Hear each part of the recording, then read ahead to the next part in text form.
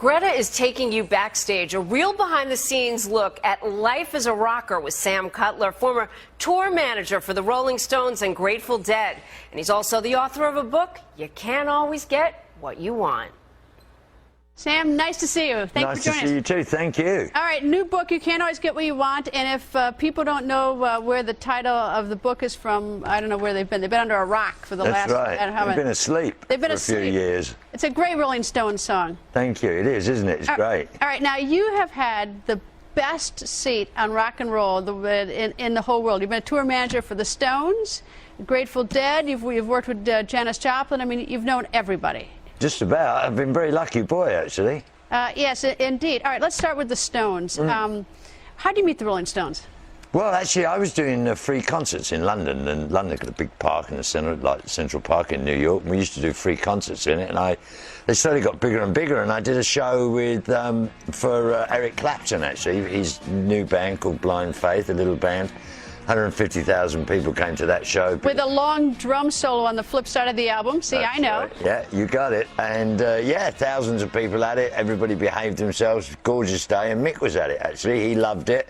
The Rolling Stones hadn't played for a long time. They needed to be back in the limelight again. Brian Jones had been kind of fading fast, so they got a new guitar player in Mick Taylor, you know.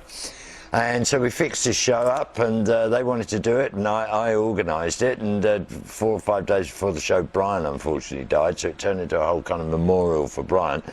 And 500,000 people showed up, and again, it was a glorious day. Everyone behaved themselves, cleaned the park up afterwards, so there was no problem. The Stones were thrilled, and that's how they asked me to be their tour manager. Now, the big concert everyone talks about here in the United States with the Rolling Stones, at least as it relates to you, is Altamont, 1969. 69, December the 6th, 1969. That free concert. A free concert, yeah. I mean, it's always called the Rolling Stones free concert. It's very unfair. It was actually the Grateful Dead, Jefferson Airplane, Crosby, Stills and Nash and Santana's free concert, to which the Grateful Dead were invited to attend, you know. They normally put shows on in the park. It couldn't happen in Golden Gate Park. Then it went to an alternative site. That fell through. And in the end, it went to a site that I didn't actually see until the night before the show. When I got there, I was absolutely horrified. The worst possible place to ever put on a rock and roll show. The middle of the desert. And yeah, it turned into a disaster. All right, before we get to the disaster, did you know the members of Jefferson Airplane? I did. Got to know them? Yeah, they're nice people. All those people are great people. I mean, sometimes, you know, with the best will in the world, people, you know, put shows on or whatever, or do whatever they're doing in life, and it doesn't work out, you know. I mean, I'm not one to blame people, really, you know. Things go wrong, you try and do things, they go wrong.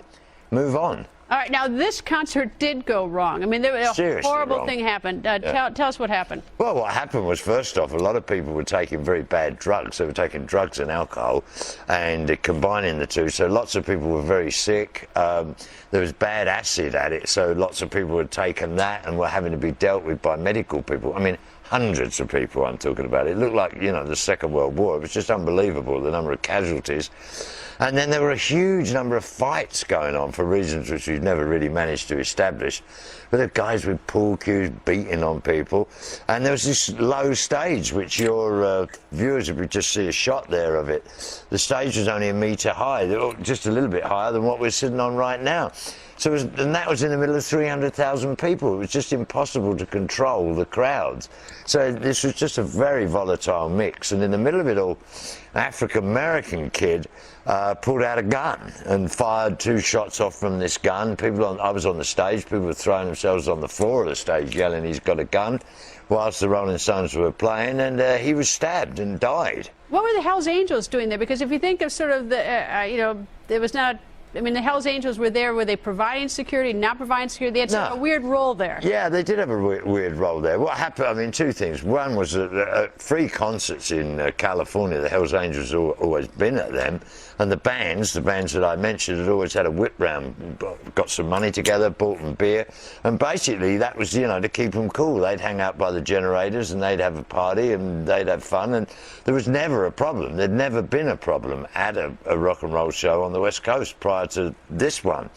At this particular show, what happened was it got so heavy. It's very difficult to describe this to people. It just got so heavy, and so many people were hurt. In the land of the blind, the one-eyed man is king. The only people that had any kind of discipline, if you like, self-discipline, were the Hells Angels. And in the end, the Hells Angels, in a sense, saved the day. I mean, I've always thought, and they've claimed, I've always thought that they played a role in saving Mick, I mean, the guy got 2 shots off. He was 20 feet from the stage.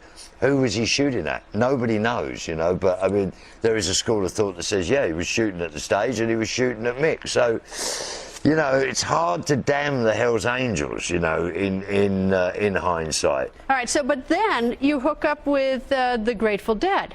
Altamont, immediately after Altamont, what happened was that the Grateful Dead's manager managed to abscond with $400,000 or $500,000, and they were in the hole big time, and they were facing bankruptcy. And Garcia very kindly invited me to stay with him at his house, Jerry Garcia, so that was lovely.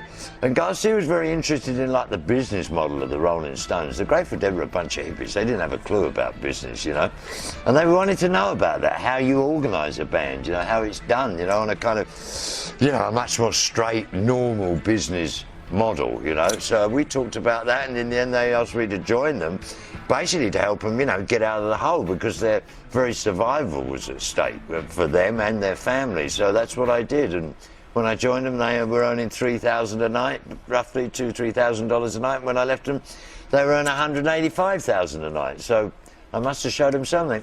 Why were these 2 bands so successful?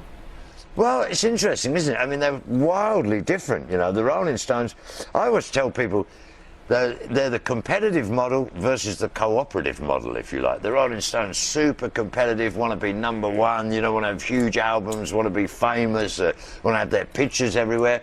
The Grateful Dead, cooperative, didn't really care about the media. I think that the Grateful Dead somehow captured the zeitgeist, of the 60s and 70s, of that generation who were looking for fresh versions of what constituted liberty and freedom, and they just somehow managed to kind of lodge themselves in that generation's heart. The Rolling Stones now, you go to a Rolling Stones show, man, there's everyone from grandmothers to grandchildren, it's a vast kind of range of people. The Dead have always appealed to a certain section, I think, of the American community. But on another level, the president likes them, the Speaker of the House likes them. The Grateful Dead have become as American as apple pie, haven't they? I think you met everybody, worked with everybody. The book it's a great read, and especially if you like rock and roll. And lovely. Well, I'm pleased you liked it. Thank you. I'd like to sign it for you. Very well. Thank you very much, and thank you for joining us.